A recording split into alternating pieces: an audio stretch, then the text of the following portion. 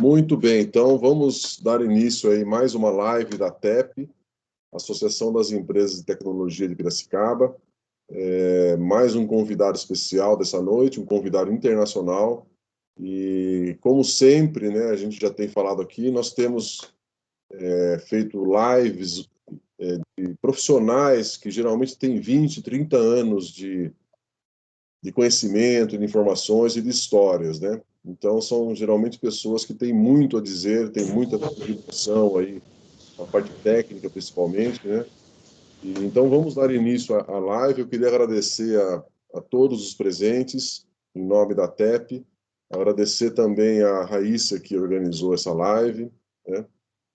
E só para explicar para vocês, né, nós temos uma previsão aí de 1 hora de apresentação, não necessariamente precisa ser de 1 hora, mas geralmente nós temos feito lives de 1 hora.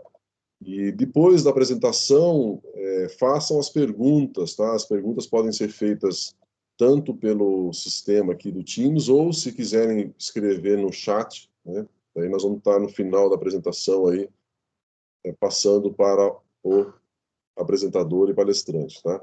Então, como eu falei para vocês, hoje nós temos uma palestra internacional.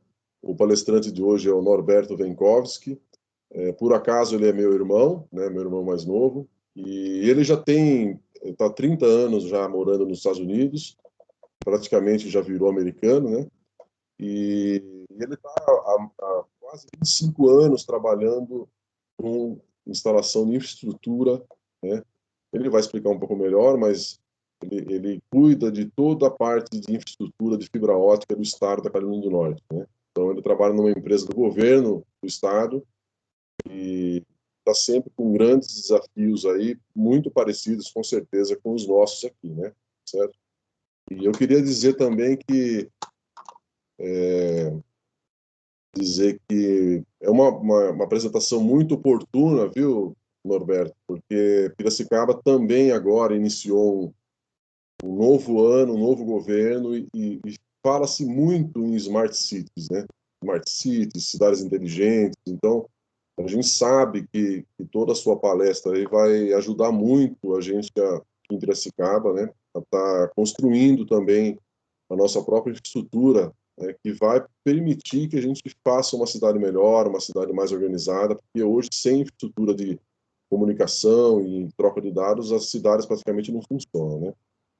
Bom, eu vou fazer uma pequena leitura aqui sobre o Norberto Venkowski, né? Ele nasceu nos Estados Unidos, ele estudou, antes de mudar para lá 30 anos atrás, ele estudou na Unimep, aqui em Piracicaba, né?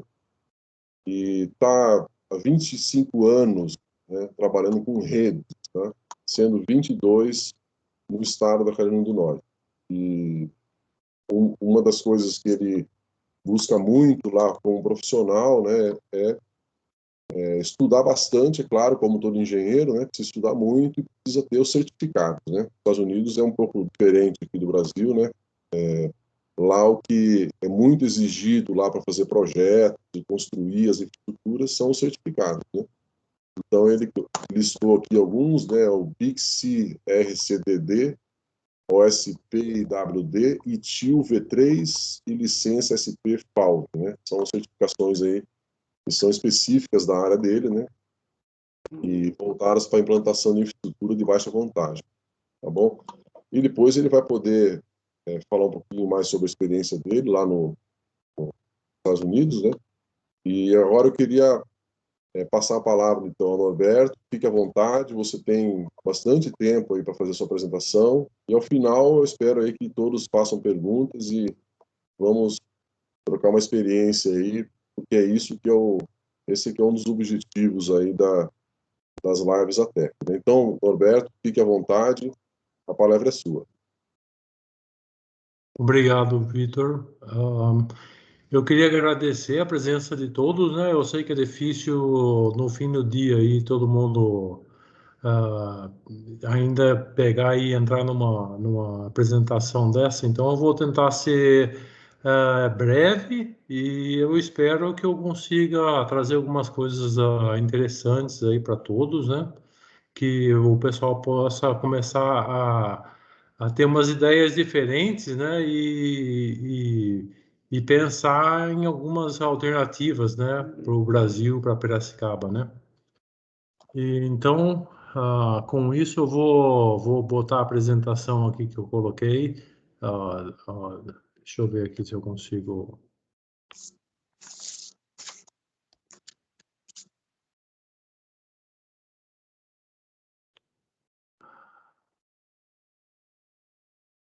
Deixa eu ver aqui.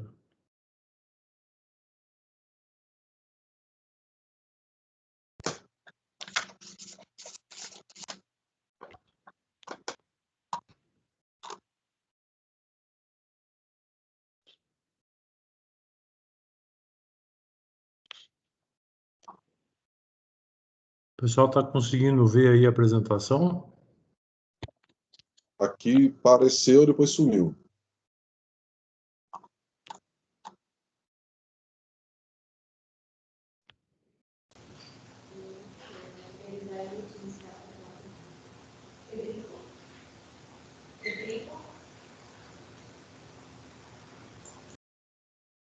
Deixa eu ver aqui se eu consigo.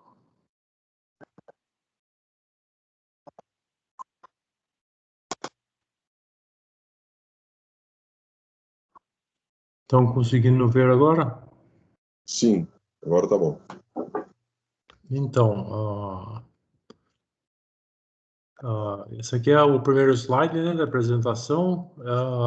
Então, como a apresentação é sobre Smart Cities, né, a minha área principal, na verdade, é na área de infraestrutura, né? Tem vários anos que eu trabalho com desenho de infraestrutura e implementação, né? Só para complementar um pouco mais aí do que o Vitor falou, eu trabalho para o estado do Acre do Norte.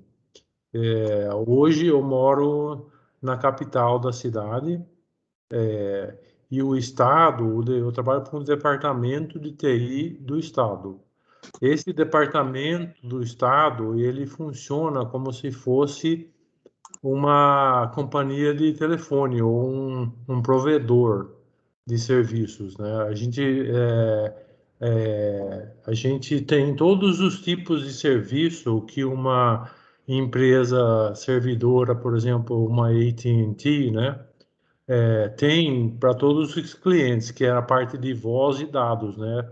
A gente tem dois data centers, né? Um é aqui na capital do estado, um é na parte oeste do estado, que é um espelho desse data center que a gente tem aqui na capital. E a gente tem uma infraestrutura que ela abrange o estado inteiro, né? Aqui, por razões políticas ou razões diversas, né, uma decisão foi tomada que todos os departamentos do Estado são obrigados a usar os nossos serviços, né? Universidades, escolas, cidades, condados, eles também podem usar os nossos serviços, né? E o que acontece é que uma coisa que eu queria adicionar é que uns anos atrás, né, a pergunta da qualidade do nosso serviço e o custo do nosso serviço sempre é uma pergunta que as pessoas fazem, né? Como eles passaram uma lei que os departamentos eram obrigados a usar os nossos serviços, essas perguntas, uma hora ou outra aparecem, né? As pessoas começam a perguntar, mas e a qualidade do serviço, como que é? Comparado com as empresas privadas, né? Então eles contrataram, o Estado contratou uma empresa particular que só faz esse tipo de levantamento, né? De custo e qualidade de serviço, né? E compara esses serviços com empresas diferentes, né? Então, os nossos serviços, tanto de data center como de infraestrutura de voz, de dados, todos os serviços que a gente fornece, né, para o governo, foi comparado com empresas privadas, né? E de todos esses serviços que a gente providencia, teve um serviço que a gente, o custo nosso era mais alto do que a empresa privada. E esse serviço era o serviço de mainframe. E a razão pela qual o nosso custo era mais alto é porque a gente usa mainframes da IBM. E o nosso custo foi comparado com um serviço da IBM. Então, o custo deles era mais baixo do que o nosso, porque eles fabricam o mainframe, né? Mas a qualidade do serviço era o mesmo. Os outros serviços, eu acho que teve mais uns 3 serviços que a gente providencia, que o serviço era compatível, né, igual às indústrias privadas, e o resto dos serviços, o nosso era melhor e mais barato, né? Então, eu queria deixar isso bem claro aí, que assim, comparar serviço do governo ou de uma entidade pública com empresas privadas, né? Eu acho que assim é primordial, né? Porque eu acho que tem bastante gente que acha que o serviço público ou o serviço privado é melhor do que o serviço público, né? Não vem ao caso, né? Para a gente aqui, o nosso serviço, na verdade, é muito melhor do que as empresas privadas, né? A gente luta todo dia aqui para ter certeza que a gente não muda os nossos serviços para as empresas privadas, né? A gente vira e mexe, a gente está ganhando prêmios aí. O estado do Carolina do Norte sempre está liderando no país, né? Na parte de serviço governamental, na parte de TI. Então, acho que isso é importante, né? Porque é, os serviços que o governo pode fornecer pode ser muito melhor, dependendo da estrutura, como você estrutura esse serviço, né? Para a gente, do jeito que a gente fez em todas as áreas dos nossos serviços, é que a gente cria os serviços e a gente não visa lucro, né? Então, por isso, a gente consegue fornecer um serviço de qualidade igual ou melhor por um preço mais barato, né? Então, com isso aí, eu vou começar aqui a falar um pouco de Smart City, né? A área de infraestrutura, né? Então, eu sei que Smart City é uma coisa que o pessoal todo está interessado hoje em dia, né? Que é uma coisa muito importante. Então, a pergunta que eu faço é por que ter uma Smart City, né? Qual o objetivo do Smart City? E, no fim, né? A resposta dessa pergunta é, na verdade, a razão principal de uma Smart City é melhorar a vida dos cidadãos, né? E você faz isso usando dados em tempo real, né? Esse é o principal objetivo, né? Se você for olhar o que faz, o que é melhorar a vida dos cidadãos, tem vários pontos, né, que você pode olhar. Saúde, a parte econômica, né? Uma Smart City, no fundo, uma das razões também principais é porque você está querendo economizar dinheiro, né? Dinheiro público, né? Se você for fazer uma Smart City, um dos motivadores, né, de fazer uma Smart City é economizar dinheiro, né? Então, essa aqui é a melhor, é a razão principal de você ter uma Smart City, é você melhorar a vida dos cidadãos usando dados em tempo real, né? Que tipo de serviço, né, que a gente pode ver, né? Tem serviços públicos, né?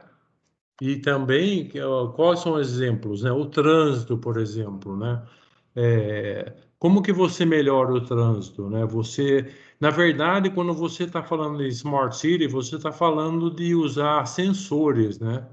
Que você vai detectar vários pontos, né? Vários aspectos, né? por exemplo, do trânsito, né? Tem muito trânsito aqui. Você pode pegar, ter sensores que indicam que o trânsito aqui está muito complicado. E eu acho que, por exemplo, vocês podem ver exemplos desse tipo de dados em tempo real usados quase todos os dias, né? Se você olha as notícias, você vai ver, ou se você escuta o rádio, você vai ver que o pessoal está falando, o trânsito aqui está ruim, é melhor você usar uma rota alternativa, né? Ou então aplicativos que você tem no telefone também usam, né? Do Waze, eles usam esses tempos, esses dados em tempo real para poder ajudar o trânsito, né? Um outro exemplo, por exemplo, é estacionamento, né? Por exemplo, se você vai e todos esses serviços são interligados no fundo, né? Se você for olhar, por exemplo, estacionamento, você vai querer ir no centro da cidade, né? E você vai lá, não tem lugar para você estacionar. E você fica rodando 15 minutos, 20 minutos, né? As pessoas geralmente não quantificam, né, esse tempo que as pessoas usam no dia a dia, né? Com esses tipos de problemas, né? De, por exemplo, de você ficar rodando. O que que é 15 minutos para uma pessoa? Ah, isso aí não é nada, né? Mas se você começa a olhar 100 pessoas, 1000 pessoas todo dia procurando um lugar para estacionar, o tráfego que você, o trânsito que você aumenta, né, com esses 15 minutos de cada pessoa é enorme. Depois você for olhar a poluição, né, que você pode criar com esse. Então, tem vários fatores, né, que no fundo são interligados, né? Você está aumentando o trânsito, porque tem um monte de gente procurando estacionamento, não consegue achar, né? Então, tem outras alternativas, por exemplo, tem aplicativos hoje em dia que podem falar, não, tem uma vaga nesse lugar aqui, entendeu? Ou então você pode olhar um aplicativo e falar, não tem vaga lá no centro, entendeu? Então você pode falar, então eu não vou lá hoje, eu vou amanhã, entendeu? Então tem esse uso de sensores, né, para detectar todas esses aspectos, né? Parecem coisas pequenas, né? Mas no fundo você começa a adicionar tudo e tem um valor, né, agregado grande, né? Todos esses fatores aí, né? Por exemplo, pagamento de contas online, né? A gente vê que no Brasil, por exemplo, é muito comum as pessoas ficarem na fila do banco, né, para pagar a conta, né? Por várias razões, né? É, e todos os tipos de conta, né? Por que que essas contas não podem ser pagas online, né? Hoje em dia existe pagamento online de tudo, né? Sabe? Então, por que que a gente continua tendo fila nos bancos, né? Por exemplo. O outro, museus, por exemplo, né? Você pode ter tantos aplicativos para você comprar é, ingressos de museu, você assistir apresentações de museus online. Quer dizer, tem um mundo enorme, né? De coisas que podem ser feitas, né, nos serviços públicos que você pode melhorar usando informações em tempo real, né? Segurança também, né? Segurança é uma coisa, uma das peças importantes, né, desse serviço também. Tem cidades hoje que estão fazendo experimentos, né, com detectores de som, né? Tem várias cidades no mundo hoje que detectam tiros, por exemplo, né? E se você está fazendo isso, né, num tempo real, você pode, por exemplo, o detetor detecta um tiro, você pode mandar uma viatura de polícia lá, né, mais rápido, né? Ou então uma ambulância lá. Quer dizer, tem vários, por exemplo, tem tantos aplicativos, né, que as pessoas hoje usam, né, por exemplo, de reconhecer a feição das pessoas, né, que detecta a pessoas que podem ser pessoas procuradas, né, tem 1 milhão de aplicativos hoje que faz isso, né. Tem dados que diz, por exemplo, que você, por exemplo, se você sair na cidade de São Paulo hoje, você vai ser filmado pelo menos umas 40 vezes, né? Quer dizer, tem câmeras hoje em todos os lugares, né? Então, o uso dessas tecnologias, né, é uma coisa que está começando, né? Mas é a direção que as coisas vão caminhar, né? E todos esses pontos aí, no fundo, eles acabam melhorando a vida das pessoas, né? Agora, também tem os serviços privados, né? Que podem ser usados. Por exemplo, bancos, né? Que eu dei o exemplo, né? De os bancos oferecerem serviços online, né? Hoje em dia não tem razões para esses serviços não serem online, né? Hoje em dia, por exemplo, você vai aqui nos Estados Unidos, praticamente não tem ninguém nos bancos aqui, né? Porque nada é feito nos bancos, a não ser que você tem que conversar para pegar um empréstimo, você tem que conversar com algum gerente, alguma coisa. Ninguém vai mais no banco hoje, né? É tudo feito assim, tem os pontos que você vai depositar dinheiro e tudo, mas mesmo assim as pessoas não entram nos bancos nem para fazer depósito, né?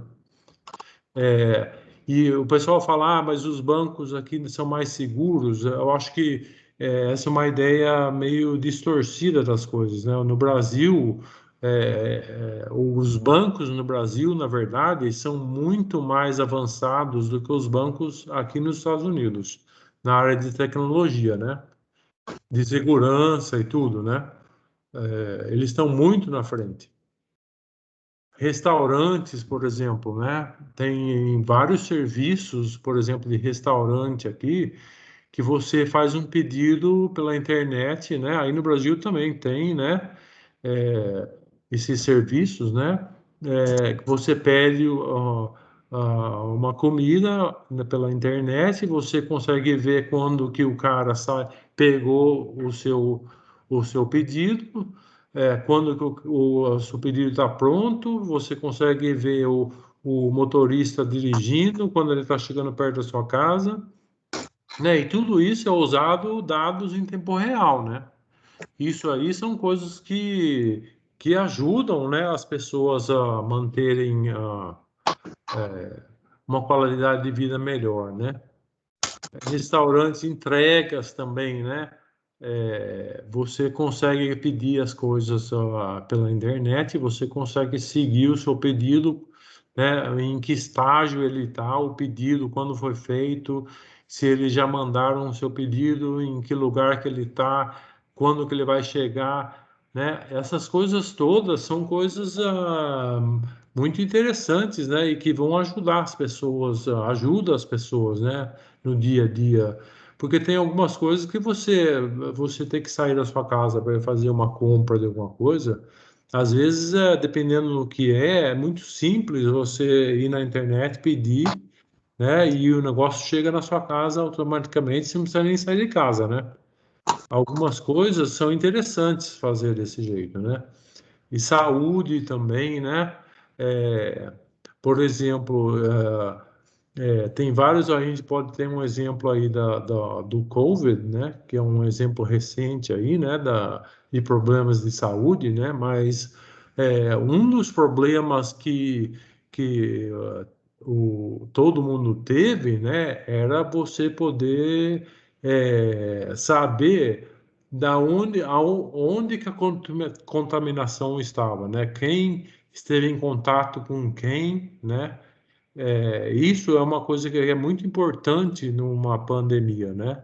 E, por exemplo, tem tecnologia hoje em dia que ajudou a resolver esses tipos de problema, né? Um dos países que usou essa tecnologia a fundo foi a própria China, né? Na China, todo lugar que você ia tinha um código, né, que você escaneava com o seu celular e que eles mantinham eles conseguiam saber onde que as pessoas estavam. Daí, se você fosse fazer um exame e você testasse positivo, eles sabiam as pessoas que estavam perto dessa pessoa que testou positivo. Então, eles mandavam uma mensagem: ó, você esteve perto de uma pessoa que testou positivo. Então, você tem que ir fazer um teste para ver se você também não está contaminado, né? Então, isso aí, eles usaram a fundo tecnologia para resolver esses tipos de problema, né? Então, e era tudo em tempo real, né? Você entrava no metrô, você ia lá, escaneava o código, né? E aí eles sabiam que você tinha andado naquele metrô, naquele horário, né?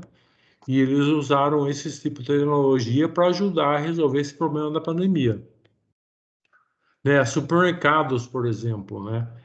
Durante a pandemia, aqui os supermercados começaram a investir bastante na área de entrega de mercadoria, né?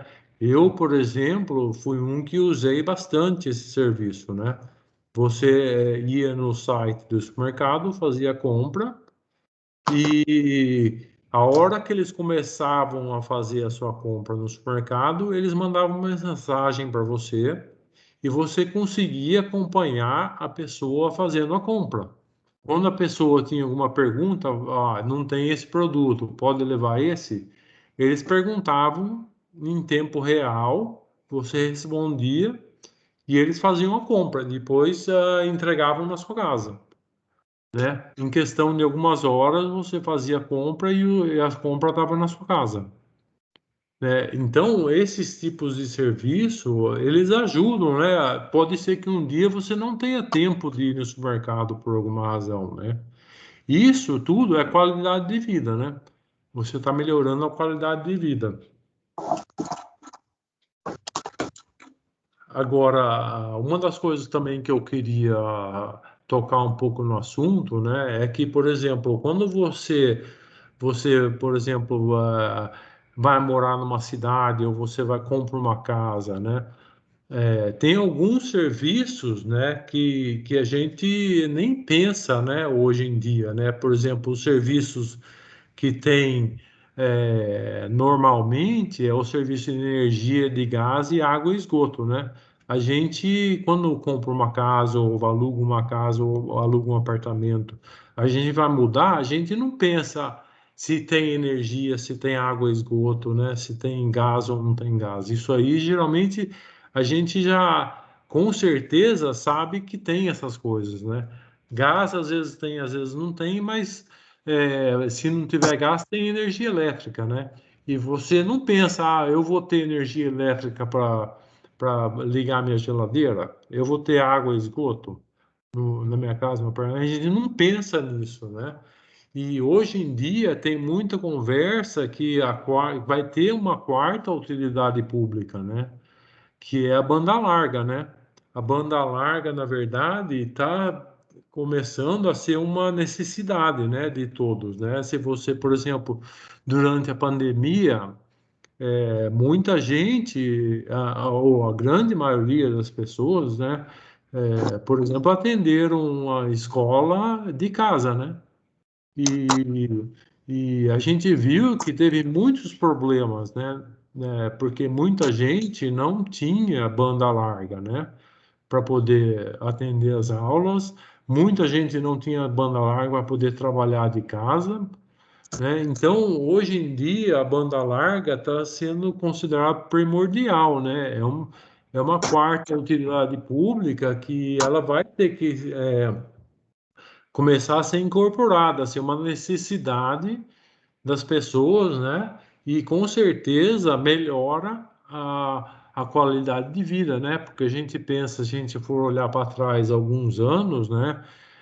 Nem todas as casas, há não muito tempo atrás, tinham energia, água, esgoto, né? Essas coisas já são meio recentes, né, na história. das cidades e tudo, né? Se for olhar Piracicaba, Piracicaba foi uma das primeiras cidades que teve energia elétrica, né? Nas ruas, né? E telefone também. Piracicaba foi uma das primeiras cidades que teve telefone no Brasil, né? No país, energia elétrica, né? E, quer dizer, não são coisas que estão muito no passado da nossa história, né? Banda larga é uma das utilidades que vai ser necessidade que no futuro vai ser parte também, né? Quando você não vai construir uma casa, um prédio, né, sem ter um banda larga, né? Isso aí vai ser primordial, né, para a vida de todo mundo, né? E daí a questão é, como que você constrói, né? Como que você manda banda larga, né? Já, o pessoal pode pensar, né, que no Brasil tem muito problema de banda larga, mas aqui também tem, né? Eu tenho muitos exemplos, né, de localidade, de colégios técnicos, né, que querem ter banda larga e não conseguem, né, que ainda estão funcionando com DSL porque são lugares remotos, né, e o custo para você ter banda larga é muito alto, né. Então tem muitos lugares na Carolina do Norte que não tem banda larga, né? Muita gente que não conseguiu atender a escola porque não tinha banda larga, né? O Estado, na verdade, forneceu computadores para muita gente aqui no estado, né? Pagou para ter DSL para muita gente ou banda larga, porque não tem. Simplesmente o custo é muito alto. Então, esse não é um problema só do Brasil ou de outros países. Aqui também tem muito esse problema, né? Tem projetos específicos aqui no estado para construir banda larga para áreas mais remotas, né? Dinheiros específicos, não só do governo do estado, mas do governo federal também, para ter banda larga para todo mundo, porque tem muita gente que não tem, né? E o alicerce, né, de tudo isso é a infraestrutura, né? O problema é que a infraestrutura, né, de internet por muito tempo, né, ou no começo, ela foi baseada ou ela foi instalada na rede que existia na época, que era a rede de infraestrutura de cobre, né? Toda a fiação de cobre que era usada para telefonia foi começando a ser usada para mandar dados, né? Que não é uma coisa recente, né? Há muito tempo atrás eles sempre mandaram, né, dados, né, em infraestrutura de cobre, né? Só que o que aconteceu foi que a quantidade de dados que eles começaram a tentar transmitir na infraestrutura existente, que era de cobre, começou a aumentar muito e a fiação de cobre não comporta, né, a quantidade de dados, né? Então, por isso que começou a se usar a fibra ótica, né? E daí, como que você, né, a pergunta, como que você constrói, né? Para mim, assim, a infraestrutura, né? Se você for olhar uma rede, né, a infraestrutura, na verdade, ela é como se fosse o alicerce da casa, né? Se você tiver uma infraestrutura que seja sólida, que seja boa, você pode construir uma casa, você pode construir um prédio, né? Agora, se você tem uma infraestrutura que é deficiente, a sua rede vai ser sempre deficiente, né? A infraestrutura que você constrói hoje, né, que, por exemplo, eu construo na maior parte das vezes, eu estou pensando em 20, 25 anos para frente, né?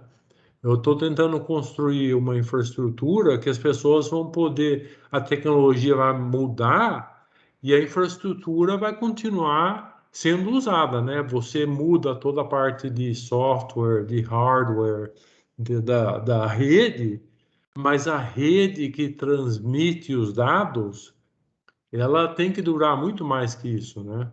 É porque o custo não é baixo de você construir uma infraestrutura, né?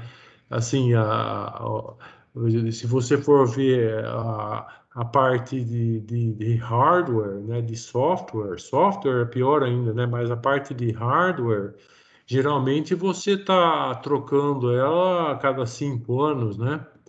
A infraestrutura da rede, eu geralmente desenho ela para durar 25 anos, né? Porque ela tem que durar muito mais, né, do que a parte de hardware, né? E como que você constrói, né? Se é uma infraestrutura grande, né? Você tem que construir ela em fases, né? Você tem que ter um plano geral, né? De longo prazo, né? Você olhar aonde que você quer chegar, né, a longo prazo e você começa a construir em fases, né? Porque o custo não é baixo, né? É, por exemplo, aqui a gente, no Brasil, eu sei que é comum as pessoas, as empresas, né, os servidores aí no Brasil usarem a infraestrutura de que existe, né, que era a infraestrutura que sempre carregou a parte elétrica, né, que são os postes, né.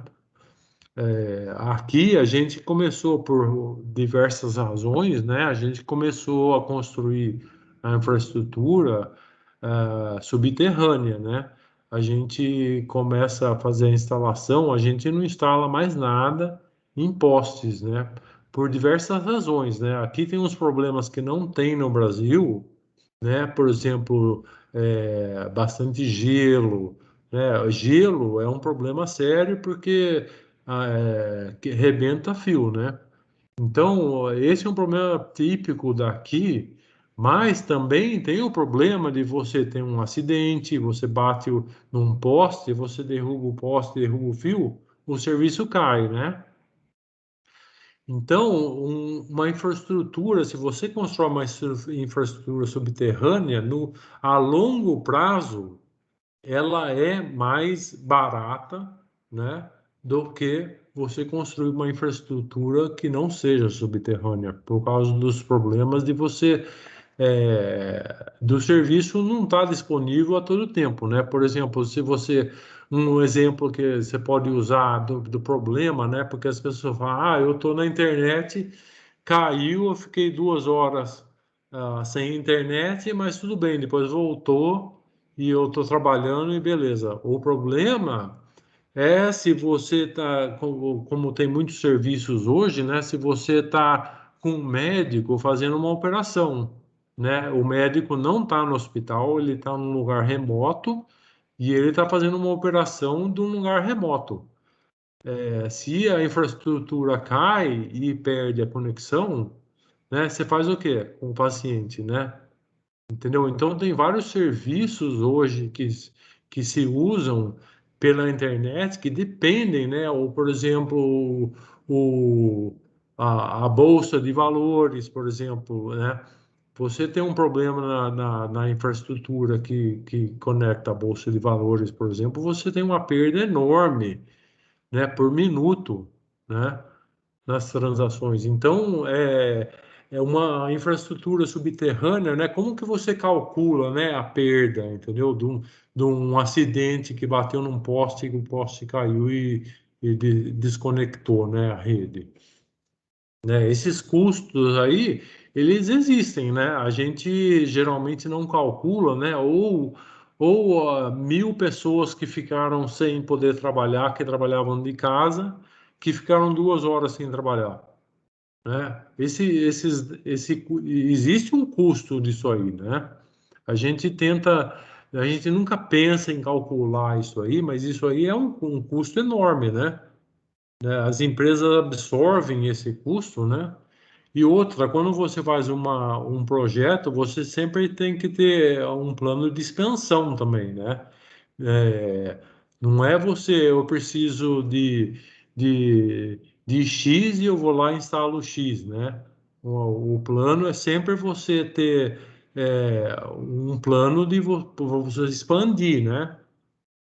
Geralmente, quando a gente faz um projeto, né, eu tento sempre calcular 50%, né? Eu uso 50% hoje e eu tenho 50% para expandir.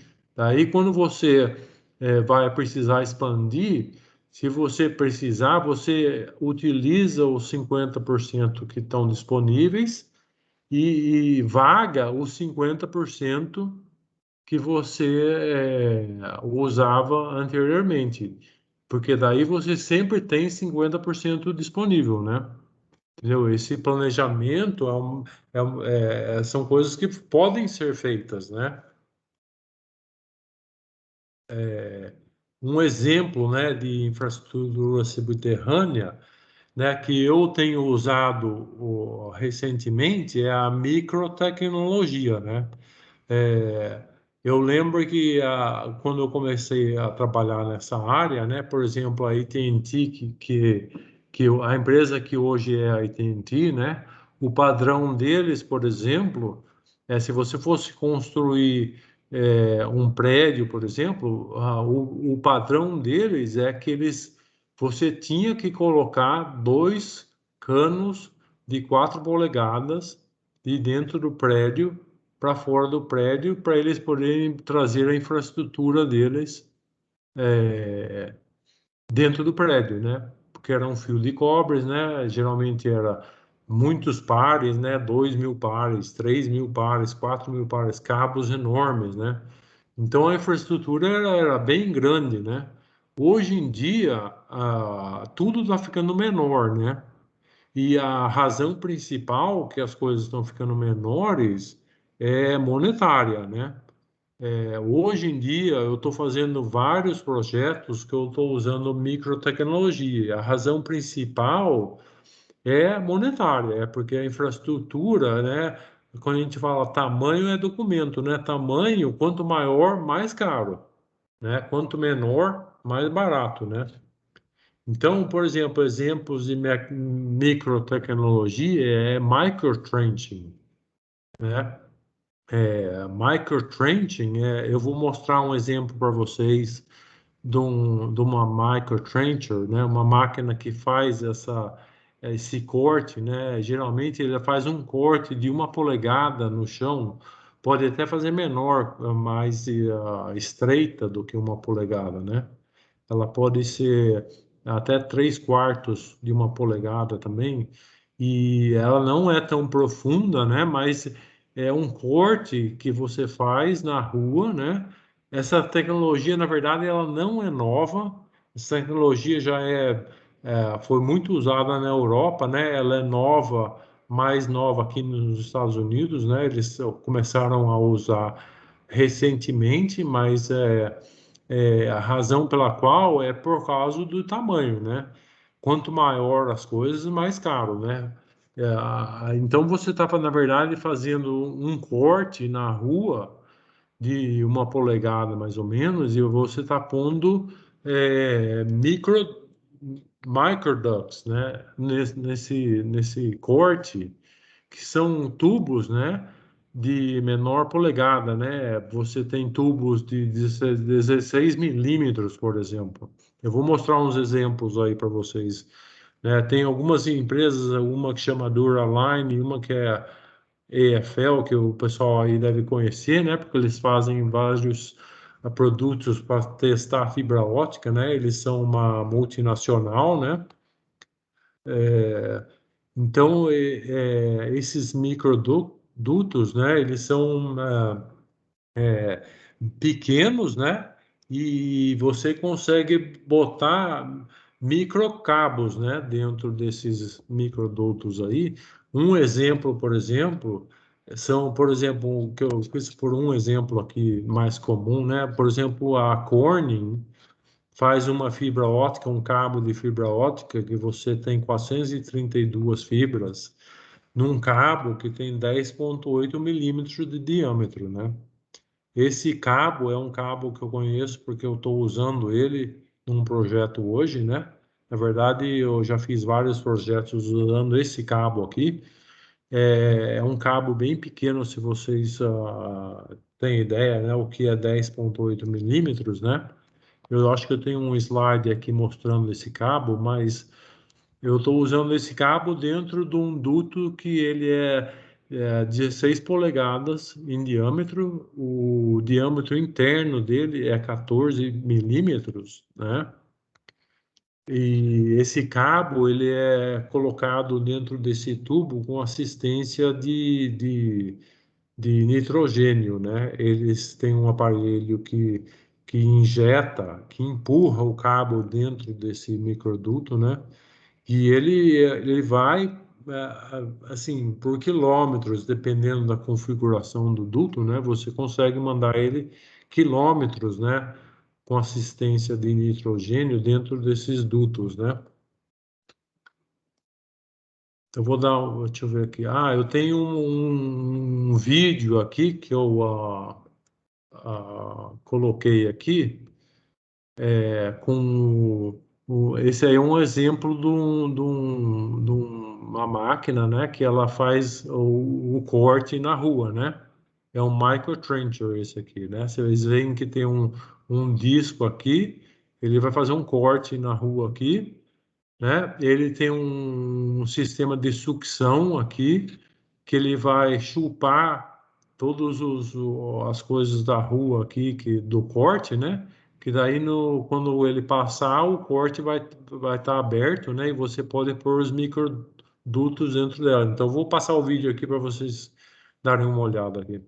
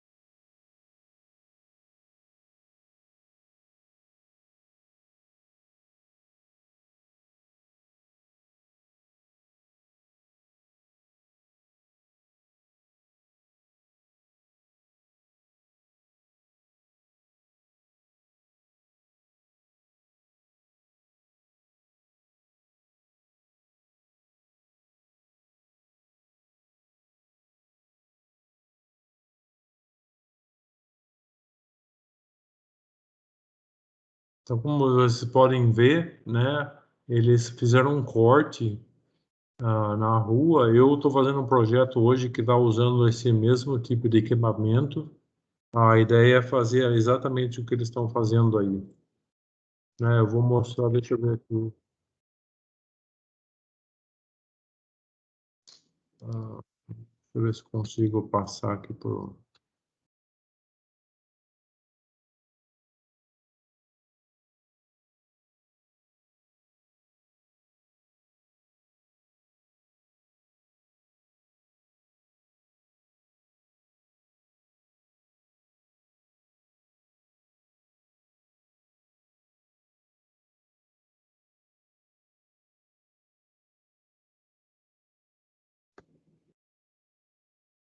Agora tem um outro, deixa eu ver um outro slide aqui. Deixa eu ver aqui.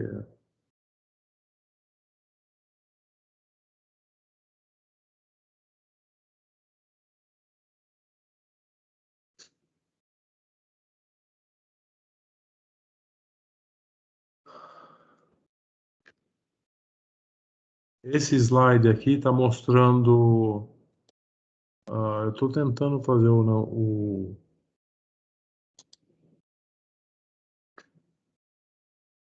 aumentar aqui o tamanho do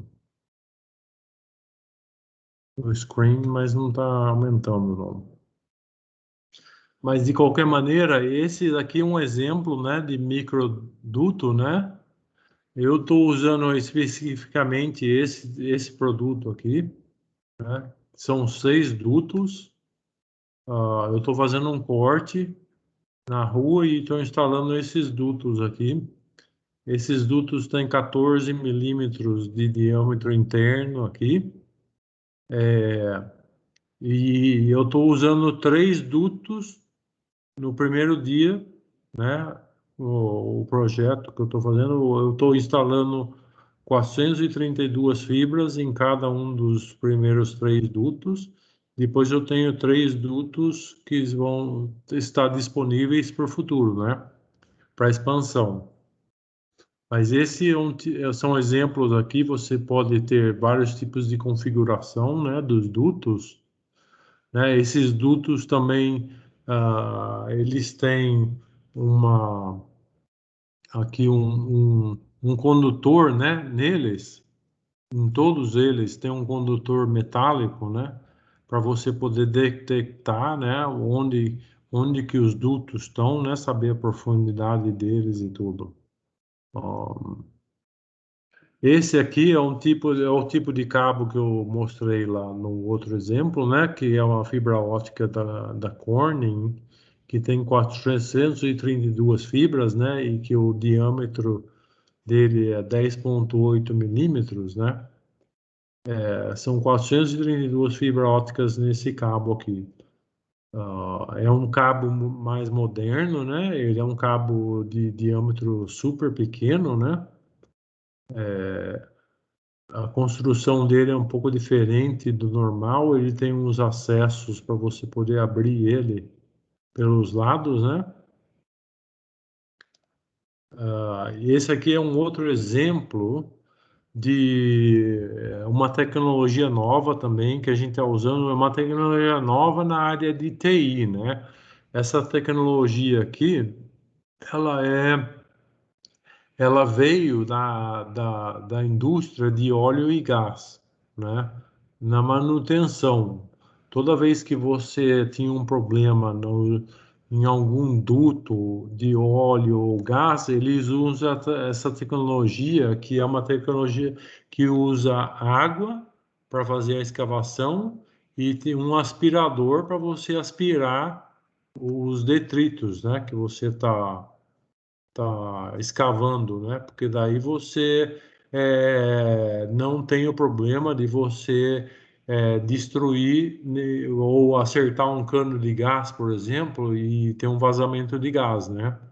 E alguém se machucar, né? Você vê aqui, por exemplo, nesse exemplo, essas marcas no chão aqui é porque é, a- tem coisas aqui embaixo, né? Então eles estão escavando bem em cima e eles não querem destruir. E como hoje esse projeto aqui é no centro da cidade de Raleigh, né, que é a capital do estado, né? E o que acontece é que tem muitas coisas, né? Como a cidade é antiga, né? Tem muitas coisas que foram enterradas, né? Embaixo da terra, né? Então eles decidiram usar essa tecnologia, né? Para não ter o problema de acertar ou destruir ou quebrar algum outro serviço, né? Que existe que ninguém sabe que está lá, né? Então, vou pôr o vídeo aqui para vocês darem uma olhada como que funciona. Isso.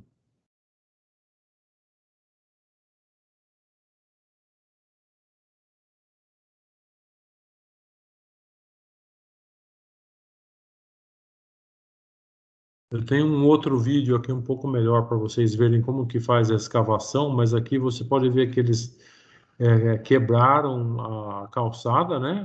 O concreto da calçada e estão fazendo a escavação aqui, né?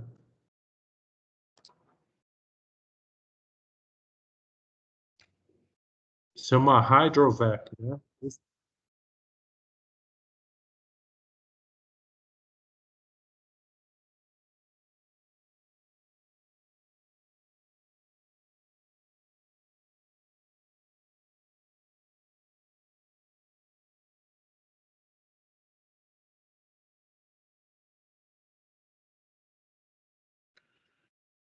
Vocês podem ver aqui um exemplo, esse aqui ele se chama hydrovac, né? Hydro é de água, né? E vac é de vacuum, né? De vácuo, né? Então eles usam esse equipamento, esse caminhão aqui, ele na verdade esquenta a água, né? A água que eles estão usando aqui para cortar é quente, porque você consegue cortar melhor, né? Com alta temperatura a água. Então eles estão cortando a parte do chão aqui, né? E esse aqui eles estão chupando todos os detritos, né? Agora eu tenho um mapa aqui da cidade de Piracicaba, né? Eu queria mostrar um mapa para, como vocês podem ver, está em subdivisões, né, na cidade, né? Quando você está pensando em fazer um plano de longo prazo, né? Eu acho que esses tipos de mapas são primordiais, né, para você poder planejar a longo prazo, né? Geralmente, quando você vai fazer um projeto, você projeta para o espaço todo, né? E daí você começa a construir em fases, né? Por exemplo, talvez aqui no centro é uma área mais populosa, né? Que tem mais pessoas, que é uma área que tem que pode aproveitar melhor de uma tecnologia de uma cidade inteligente, né? Então você começa a construir em fases, né? Você começa a construir talvez, por exemplo, no centro e aí você começa a expandir para as outras áreas, né? Agora os desafios, né? Quais são os desafios, né? Eu acho que um dos grandes desafios é você ter parcerias, né, entre as entidades públicas e as privadas, né? Eu sabia desses problemas antes de eu começar a fazer os projetos, então eu investi bastante tempo em conseguir fazer as parcerias que eu precisava para conseguir fazer os projetos não terem problemas, né? Que todo mundo entendesse o que eu estava querendo fazer e que não tivesse nenhum problema de as pessoas aceitarem ou não, né? Eu tive que fazer eles aceitarem antes de eu começar, né? Um outro desafio é o custo da construção, né, que é sempre não é baixo, né? Também você tem um problema de gerenciamento e manutenção da infraestrutura, né? Depois que você constrói, você tem que manter, né? E daí, como que você resolve esses desafios, né? Você tem que fazer uma parceria, né, com todo mundo que vai ser envolvido, né, os clientes e as pessoas que vão acabar bancando, né, o projeto, né? As pessoas que vão beneficiar, se são a cidade, os hospitais, os comerciantes, né? Todo mundo que vai se beneficiar, você tem que ter a aprovação de todos, né? Que eu falei aqui, a aprovação de todos os stakeholders, né? Que são as pessoas que vão se beneficiar, que vão estar envolvidas, né, no projeto. Construir em fases, né? Porque geralmente o custo é alto, né? Você começa a construir e começa a ter os benefícios, né? E as pessoas começam a ver os benefícios e você começa a expandir, né? E, para você resolver o problema de gerenciar a infraestrutura, né? Você tem que ter um grupo de profissionais, né? Que vão gerenciar e manter a infraestrutura, né? E com isso eu termino aqui. Tem as minhas informações aí. Para quem quiser, tiver alguma dúvida depois da apresentação ou assistir a apresentação mais tarde, vocês podem mandar um e-mail para mim. Eu acho que a gente está aberto para algumas perguntas aí. Eu passei um pouco do tempo aqui, mas eu acho que se alguém tiver alguma pergunta, eu posso tentar responder. Mas caso eu não consiga, o meu e-mail está aí, vocês podem mandar um e-mail e eu vou fazer o possível para responder. Muito bem, parabéns aí pela apresentação. Obrigado, Norberto, pelo seu trabalho. Eu tenho certeza que você gastou um bom tempo para preparar essa apresentação aí. E muito obrigado aí por estar compartilhando com todos a experiência aí do estado da Carolina do Norte. Tá? Nós temos duas perguntas e quem quiser fazer perguntas também podem fazer pelo chat ou se quiser abrir o microfone aí também, fiquem à vontade, tá? Então, Norberto, eu vou passar para você as duas perguntas, depois você pode responder, tá? Então, o Jaime Curcio, ele está perguntando como está sendo tratado a Lei Geral de Proteção de Dados, ou GDPR, aí nos Estados Unidos, né? Então, é uma lei que começou há uns 2 anos atrás aqui no Brasil, que está tratando da proteção de dados, né?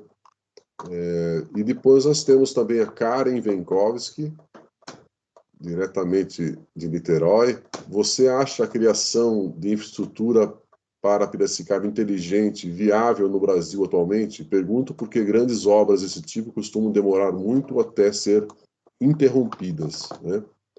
A Karen também faz um outro complemento aqui. Você acha que essas cidades podem agravar a questão de monitoramento em tempo real de cidadãos, coleta de dados? Né? Quer dizer, ele está perguntando se essa cidade inteligente ou smart cities, se isso aí implica em estar captando dados das pessoas, o que fazer com isso, né? Isso aí não vai estar infringindo as leis, né? Então, se você puder explicar isso aí, como é que funciona nos Estados Unidos essa questão, né?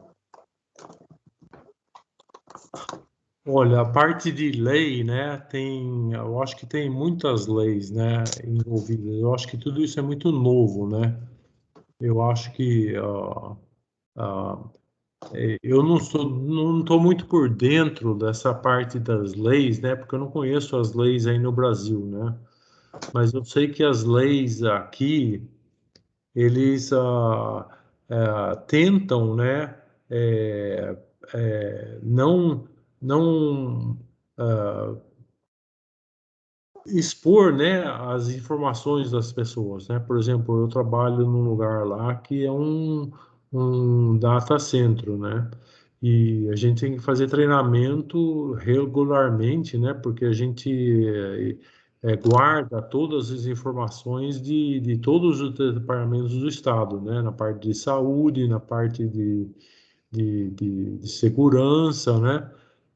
Todos os departamentos guardam as informações lá no nosso data center, mas eu acho que independente, entendeu, da lei, eu acho que o problema é que um smart city ele acaba economizando dinheiro e melhorando a vida das pessoas, né? Então, eu acho muito independente da lei, né, que existe, é muito difícil a gente conseguir parar esse movimento, né? esse movimento que está indo na direção de cidades digitais vai ser muito difícil parar, né? Eu sei que as pessoas têm um monte de não querer que as pessoas, a informações das pessoas sejam expostas, que virem público, né? Mas isso eu acho que é um problema que não vai ter como segurar, né? Eu acho que independente, aqui, por exemplo, o país é muito conservador nessa área, né? Eles são muito, acho que respeitadores, né, de tentar conservar as informações das pessoas, né, e não expor as informações, mas não tem jeito, né? Eu acho que isso aí é um problema que não vai conseguir segurar, independente de qual país que for, entendeu? Porque no fundo, né, acaba melhorando a vida das pessoas, né? Ah, sabe, quando a gente fala, mas eu não quero expor as minhas informações, mas se você for ver, né, às vezes essas pessoas postam tantas coisas na internet que você nem precisa muito ir em nenhum lugar, né, para você saber da vida das pessoas, né? Eu acho também, por exemplo, Como se fosse uma troca, então, né? A gente pode falar que é uma troca, né? eu acho que é difícil, Você entendeu? contribui, Porque né? o problema é você divulgar, por exemplo, informações de banco das pessoas, né? Tudo isso são problemas, né? Que são críticos, né? Mas mesmo assim, a gente vê hoje em dia que essas informações, né? É difícil segurar elas, né? Mesmo que, né? Independente de ter lei ou não ter lei, é muito difícil você conseguir segurar essas informações, né?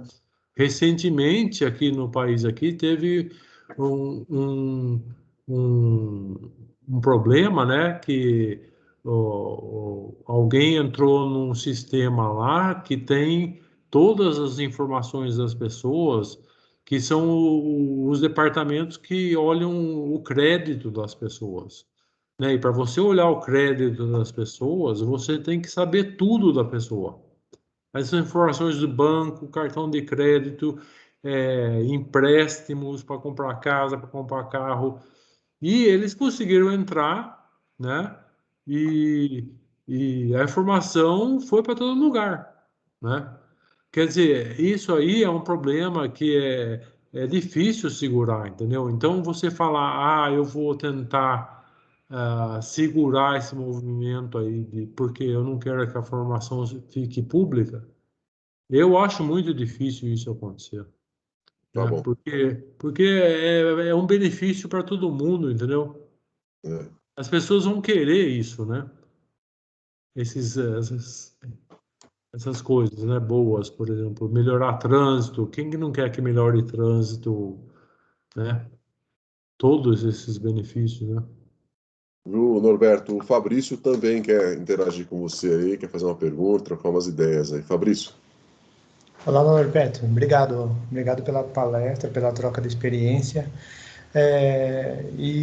Minha dúvida é a questão, né? Aqui no Brasil, mais especificamente, vai Piracicaba, aí a sensação que a gente tem, pelo que você nos contou, é que o poder público faz essa tarefa do push, né? Ele faz a iniciativa e, obviamente, investe na base, na infraestrutura para que as coisas aconteçam. Aqui parece que a realidade é um pouco diferente nossa, né? Inclusive nós como empresários, praticamente somos nós os fomentadores de novidades, de inovação.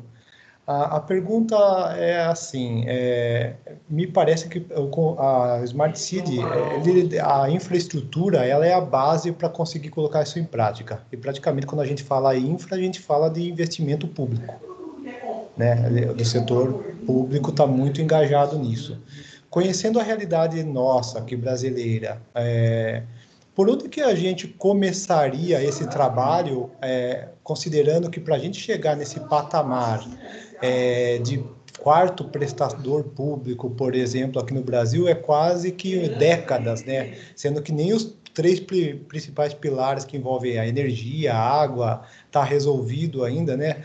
Se a gente for colocar o quarto pilar como prestador, a gente está praticamente falando de décadas aí para chegar no conceito. O Norberto, aqui em Piracicaba, por exemplo, o que faria para que a gente conseguisse agilizar esse processo? Desculpa a pergunta, se ela é muito complexa, né?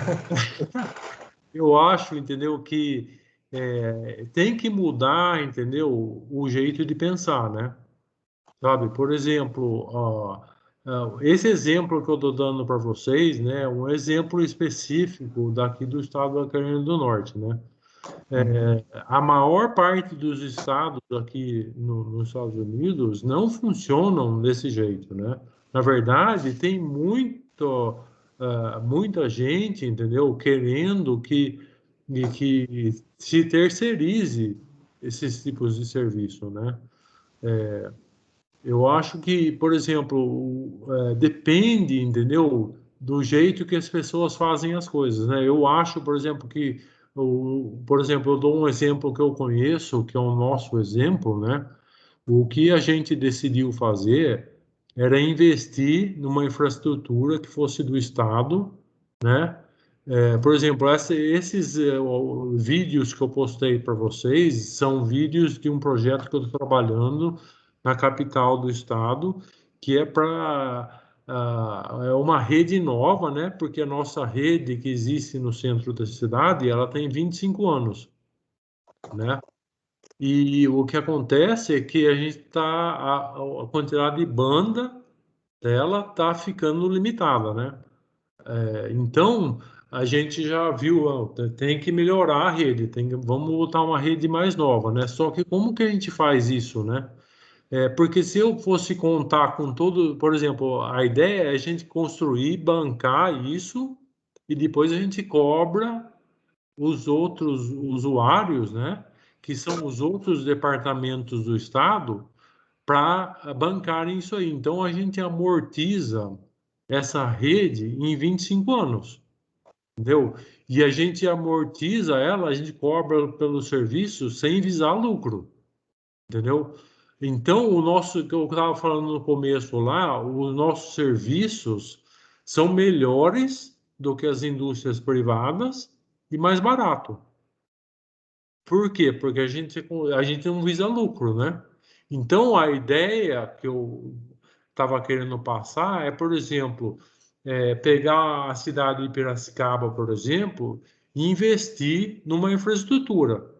E daí você cobra os clientes dessa infraestrutura sem visar lucro. Ou então você pode fazer parceria, ou então você constrói a infraestrutura e deixa empresas privadas, faz uma solicitação pública e faz essas empresas privadas usufruírem dessa infraestrutura, mas você tem controle dessa infraestrutura, entendeu? Você põe parâmetros, né?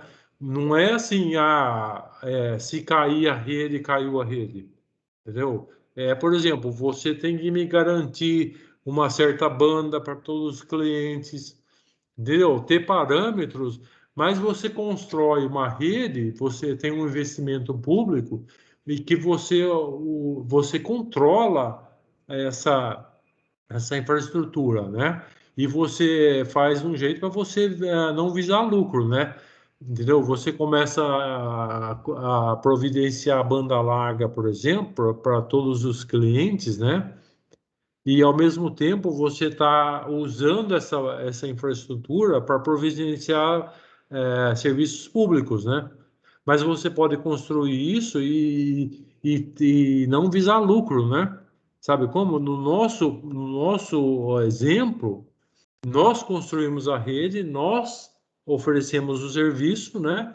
Nós conseguimos construir bem mais barato e providenciar o serviço bem mais barato do que as indústrias privadas e com uma qualidade melhor, né? E a gente amortiza esse gasto, né? Só que, de novo, né? A ideia não pode ser de 4, 5 anos, né? Porque é difícil você construir o plano, esse que é o desafio, né? Você conseguir fazer um plano de 20, 25 anos, né? Que é como a gente faz aqui, né? Se você vai fazer um plano de 4, 5 anos, é difícil você conseguir construir uma infraestrutura dessa, né? Então, o negócio é você mudar o tipo de pensamento, né? Você construir o que é bom para a cidade, entendeu? O que é bom para a população da cidade, né? Entendeu? A longo prazo, né?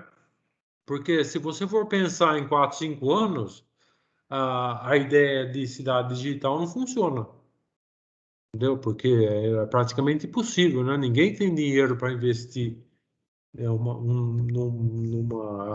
num projeto desse, né? Em 4, 5 anos e ter retorno.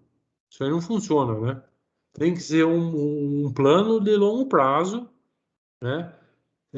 Para a gente funcionou, entendeu? A gente conseguiu amortizar a rede nossa, né? Que, por sinal, né, eu posso dar um exemplo para você ter uma ideia da qualidade.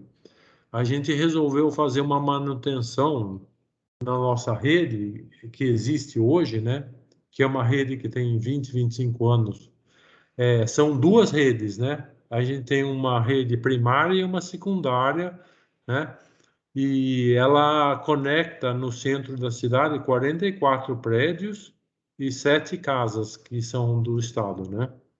E todos os departamentos do estado estão nesses prédios todos, né? E daí, quando a gente for fazer uma manutenção, eles falaram, não, vocês têm que fazer essa manutenção na janela lá de manutenção, tem que avisar todo mundo e tal, né? Daí, quando eles foram ver a quantidade de pessoas que estavam nessa rede, o pessoal ficou doido, entendeu? Todo mundo ficou assim, meu Deus, não é possível, porque ninguém sabia que tinha tanta gente nessa rede. E por que que ninguém sabia? Porque nunca teve problema, entendeu? Tinha eu posso falar para você um exemplo nos últimos 22 anos que eu lembro, que um prédio perdeu conexão na rede. E foi porque a gente foi fazer uma construção, a gente planejou lá, vamos desconectar esse prédio, tal. Quando nós cortamos a fibra, o prédio caiu. E daí nós fomos o que aconteceu? Não sei, porque tinha uma segunda conexão, né? Que era para manter o prédio funcionando. Daí foi ver a pessoa que foi configurar lá o equipamento, o hardware, não tinha configurado para a segunda conexão tomar conta quando a primeira caísse, né? Então essa foi a única vez que caiu em 22 anos que eu sei. E eu posso dizer isso com confidência, com confiança, porque o meu grupo sou eu e mais um outro rapaz que trabalha comigo, né? Então, nós dois somos responsáveis por tudo isso aí, né? Então, eu tenho certeza que é, a qualidade do serviço não tem como comparar, entendeu? Assim, eu sou feliz hoje porque a gente não está na mão das empresas privadas providenciando esse serviço. Porque se a gente tivesse na mão de uma AT&T assim, a gente tava com o burro nas águas, que nem eles falam. Então a ideia é você conseguir, entendeu, mudar a cabeça das pessoas, que esses investimentos têm que ser a longo prazo. Não adianta se querer se fazer a curto prazo e você tem que ter um investimento grande e você começa a amortizar, né? Você não vai, esse serviço você vai cobrar pelo serviço, né? Só que se você planejar direito, dá para você construir uma infraestrutura de qualidade alta com um preço mais acessível, né? Se você conseguir o investimento no começo, né? Muito obrigado, hein? Eu não sei se eu consegui responder, mas Não, essa é a ideia, né? eu acho que são muitas ideias interessantes aí, são realidades diferentes, mas são contribuições importantes aí, porque nós estamos num processo aí em Piracicaba de definição realmente do futuro, né? E eu acho que isso é importante. Então, Norberto, eu queria agradecer, nós já estamos aí com com quase 1h30 de apresentação. Foi muito bom, muito produtivo. Queria agradecer em nome da TEP aí pela sua colaboração. Agradecer também a todos os participantes, agradecer aos que fizeram perguntas também. E dizer também que essa live ela vai estar amanhã disponível nas redes sociais aí da TEP, tá? Então, quem quiser assistir novamente ou quem quiser divulgar essa live, fique à vontade, né? E dizer também que as lives da TEP elas são abertas a qualquer profissional, tá certo? Nós temos aí contribuições de vários profissionais, então quem quiser também participar aqui desse grupo aqui para trocar informações, fique à vontade, né? Então, em breve também nós estaremos aí anunciando as próximas lives, tá bom? Então, obrigado, Norberto, pelo seu tempo aí, obrigado por todos e até a próxima. A gente conversa em breve aí. Obrigado aí por todos. Tchau. Tchau, tchau, até mais, hein?